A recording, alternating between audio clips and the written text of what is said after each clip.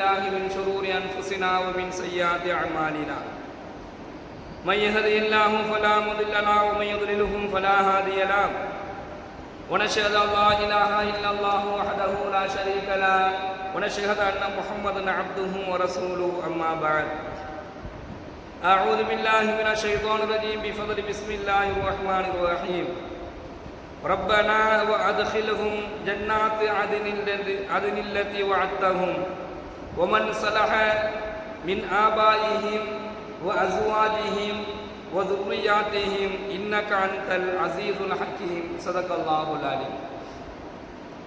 கண்ணியத்திற்குரிய அல்லாஹ்வின் நல்லடியார்களே, சகோதரர்களே, எல்லாம் வல்ல இறைவன் தன்னுடைய அருள்மறையான திருமறையின் மூலமாக சொல்லித்தரக்கூடிய ரப்பனா என்று சொல்லக்கூடிய துஆக்களில் 35வது துஆவை இப்பொழுது நாம் பார்க்கின்றோம்.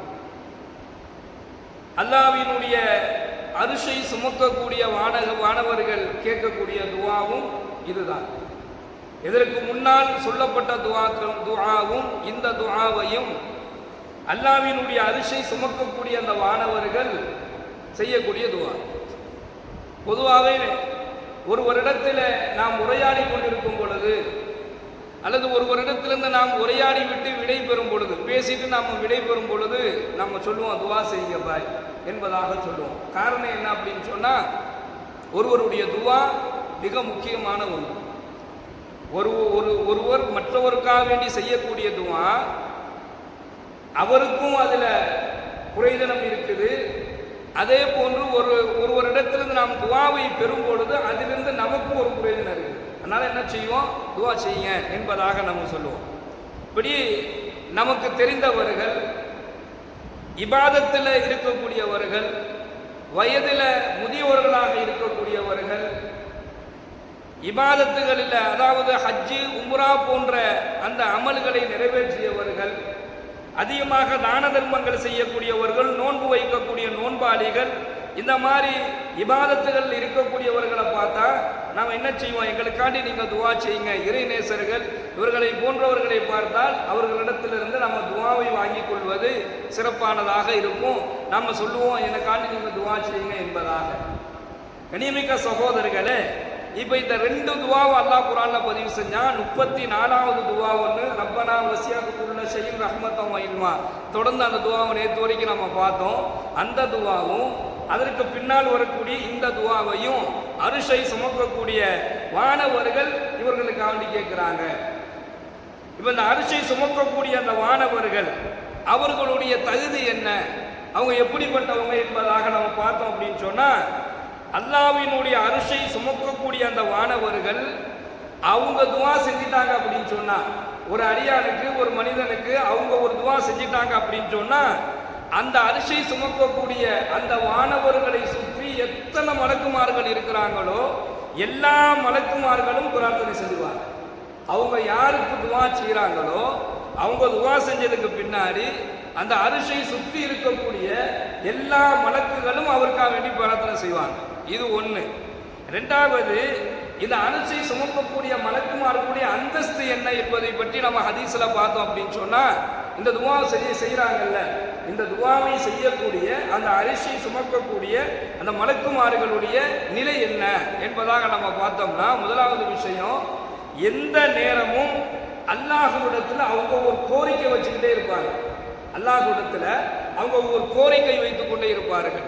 என்ன கோரிக்கை அப்படின்னு சொன்னா, யார் இந்த உலக வாழ்க்கையில ஈமானுக்கு இணக்கமாக வாழ்றாங்களோ, யார் இந்த உலக வாழ்க்கையில அல்லாஹ்வினுடைய கட்டளைகளை பின்பற்றாங்களோ, யார் அல்லாஹ்விடத்தில் அதிகமாக தௌபா செய்றாங்களோ, இவர்களுக்காக வேண்டி அவர்கள் அல்லாஹ்விடத்தில் பாவ மன்னிப்பு என்று சொல்லக்கூடிய கோரிக்கையை வைப்பாங்களாம். யா அல்லாஹ், இவரை நீ மன்னிச்சிரு. அதான் இந்த துஆ.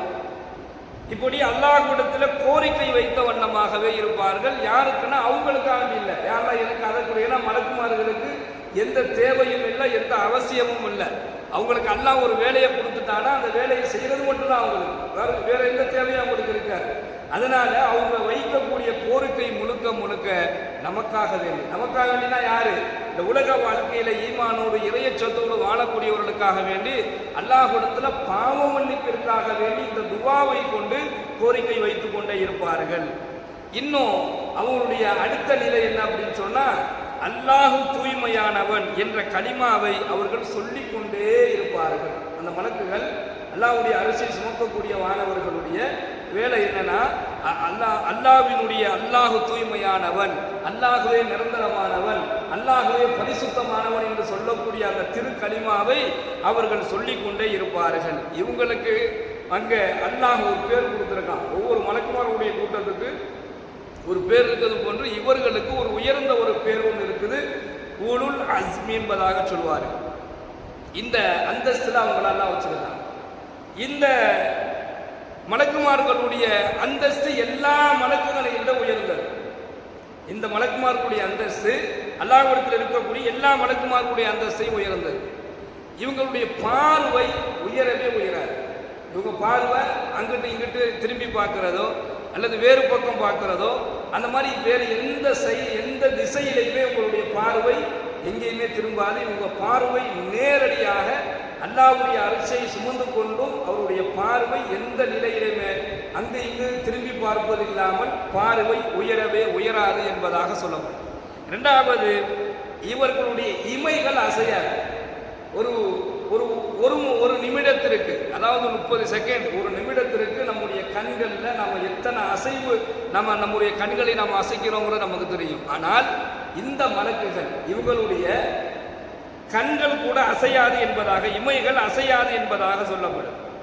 காலையிலையும் மாலையிலையும் வானத்தில் இருக்கக்கூடிய எல்லா மலக்குமார்களுக்கும் அல்லாஹ் ஒரு கட்டளை விதிக்கிறான். என்ன கட்டளை அப்படின்னு சொன்னா, காலை மாலை 2 நேரங்களிலும் எல்லா மலக்குகளும் இந்த உலுல் அஸ்மி என்று சொல்லக்கூடிய அல்லாஹ்வுடைய அரிசை சுமக்கக்கூடிய இந்த மலக்குமார்களுக்கு போய் நீங்கள் சலாம் சொல்ல வேண்டும் என்பதாக அல்லாஹ் கட்டளையிட்டான். அப்போ வானத்தில் இருக்கக்கூடிய எல்லா மலக்குமார்களும் இந்த அரிசை சுமக்கக்கூடிய இந்த மலக்குகள்கிட்ட வந்து காலையிலையும் மாலையிலையும் சலாம் சொல்லிவிட்டு போவாங்க.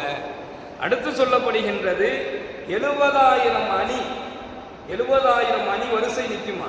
இந்த 70,000 அணிகளிலும் இந்த வரிசை நிற்கக்கூடிய இந்த மலக்குமார்கள் இந்த மலக்குகளை சுற்றி தவாப் செய்து கொண்டே இருப்பார்கள். யார? அரிசை சுமக்கக்கூடிய இந்த மலக்குமார்களை சுற்றி 70,000 அணி வரிசையில் மலக்குகள் என்ன செய்வாங்க? தவாப் செய்து கொண்டே இருப்பார்கள். அதே போன்று 70,000 மலக்குகள் இவர்களுடைய பிடரையில் கை வைத்து அல்லாஹ் அக்பர் என்று சொல்லக்கூடிய தக்பீரை சொல்லிக் கொண்டே இருப்பார்கள். இந்த அரிசியை சுமக்கக்கூடிய மலக்குமார்களுடைய பிடரில 70,000 மலக்குமார்கள் கை வைத்துக் கொண்டு அல்லாஹு அக்பர் என்று சொல்லக்கூடிய தக்பீரை அவர்கள் சொல்லிக் கொண்டே இருப்பார்கள். 1,00,000 அணியிலே 1,00,000 அணி, ஒரு வரிசை 2 வரிசை அல்ல, 10 வரிசை 20 வரிசை அல்ல, 1000 5000 10,000 வரிசை அல்ல, 1,00,000 அணி மலக்குமார்கள் இடது புறத்தில், இந்த அரிசி சுமக்கக்கூடிய மலக்குமார்களுடைய இடது புஜத்தில் கை வைத்து அல்லாஹ்வை திக்ரு செய்து கொண்டே இருப்பார்கள். அதில் ஒரு மலக்கு செய்யக்கூடிய தஸ்பீகை இன்னொரு மலக்கு செய்ய மாட்டார் என்பதாக நம்ம ஹதீஸ்கள்ல பார்க்கிறோம்.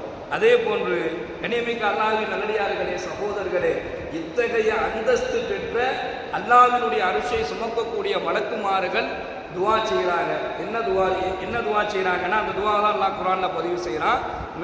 நேற்று வரையும் பார்த்த ஒரு துவா ஒன்று, இன்று 35வது அந்த துவாவை அல்லாஹ் குர்ஆன்ல பதிவு செய்கிறான். அவங்க கேட்குறாங்க அல்லாஹ்ட்ட, ரப்பனா வ அத்கிலஹும் ஜன்னாத்தி அதின் இல்லதி வ அத்கிலஹும் ஜன்னாத்தி அதின், எங்கள் இறைவா, நீ அவர்களுக்கு வாக்களித்த சொர்க்கத்தில் அவர்களை நீ நுழைய வைப்பாயாக. அதுனி என்று சொல்லக்கூடிய சொர்க்கத்தில் அவர்களை நீ நுழைய வைப்பாயாக. யாருக்கு இந்த துவா செய்கிறாங்க? யார் அல்லாஹ்விடத்தில் அதிகமாக தௌபா செய்கிறாங்களோ, யார் அல்லாஹ்வினுடைய கட்டளைகளை பின்பற்றாரோ, இந்த 2 செயல் போதும்.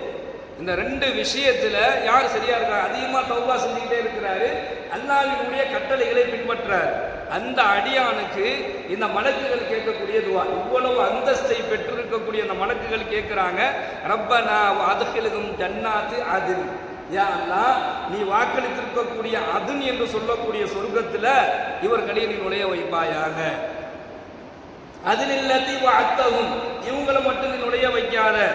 ஒமின் சலஹ ஒமின் ஆபாயிஹிம், இவர்களுடைய மூதாதையர்களையும் நுழைய வை. வ அஸ்வாஜிஹிம், இவருடைய மனைவியர்களில் உள்ள எல்லோரையும் நுழைய வை. வ ஓ துர்ரியாத்திஹிம், இவங்களுடைய சந்ததிகளையும் நீ நுழையவை. இன்னக அன்தல் அஸீதுல் ஹக்கீம், நீயே ஞானமுள்ளவனாகவும் நீயே அனைத்தையும் மிகைத்தவனாகவும் இருக்கிறாய் என்கின்ற துவாவை அந்த மலக்குமார்கள் செய்து கொண்டே இருக்கின்றார்கள். இப்போ கண்ணியமிக்க சகோதரர்களே, அல்லாஹ்விடத்தில் அதிகமாக தௌபா செய்வதன் மூலமாகவும் அல்லாஹ்வினுடைய கட்டளைகளை பின்பற்றுவதன் மூலமாகவும் இந்த அரிசை சுமக்கக்கூடிய இந்த மலக்குகளுடைய துவா நமக்கு கிடைச்சிருது. அது நமக்கு மட்டும் கிடைக்கல, நம் சந்ததிகளுக்கு இந்த துவா கிடைச்சிருது. இன்னைக்கு நாம சம்பாதிக்கிறோம். ஏன் சம்பாதிக்கிறோம் அப்படின்னு சொன்னா, நமக்காக வேண்டி தனக்காக வேண்டி எந்த மனிதனும் சம்பாதிக்கிறது கிடையாது.